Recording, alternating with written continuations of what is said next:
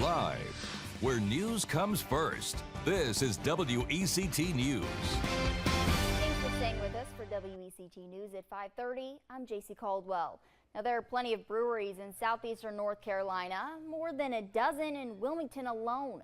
But one spot for fresh beer is showcasing more than their malt and hops. They're brewing up a recipe for sustainability. WECT's Mackenzie Bruns stopped by Mad Mole Brewing in Wilmington to see how they're laying the groundwork, literally, for protecting the environment. Now, you wouldn't think beer and the environment go hand in hand, but one local brewery is proving that they do, one pint at a time. The sound of construction at Mad Mole Brewing isn't just about making room for more customers.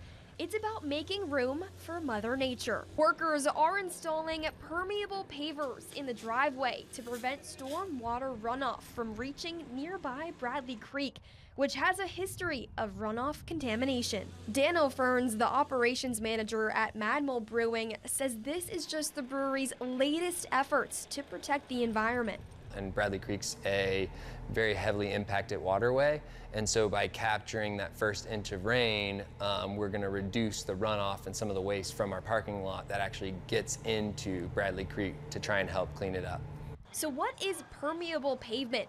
Think of it like a sponge. It soaks up water instead of pushing it away like traditional parking lots. Dan Thorpe with Thorpe Construction says that everyone can learn from Mad Mole's latest project. So if we can limit the amount of sediment that we have in these waterways, it actually increases the health of the fish and the ecosystem immensely. You know, I think more businesses, more homeowners need to turn to permeable. If you're not turning to permeable applications, you're kind of missing the boat. The new lot is part of a partnership with the City of Wilmington, the North Carolina Coastal Federation, and UNCW, with funding through a state DEQ grant. Mad Mole's history of sustainability helped too.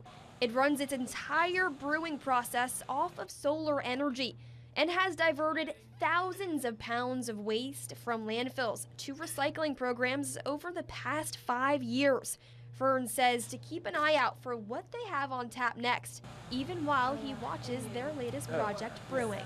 My desk is right in front of that, and just our workspace is right there. So getting to watch the guys working out there, and it's just a cool feeling, and just excited to just be a part of it. Now they're wrapping up construction on September 5th, and the good news, you can still grab a beer while they're finishing up.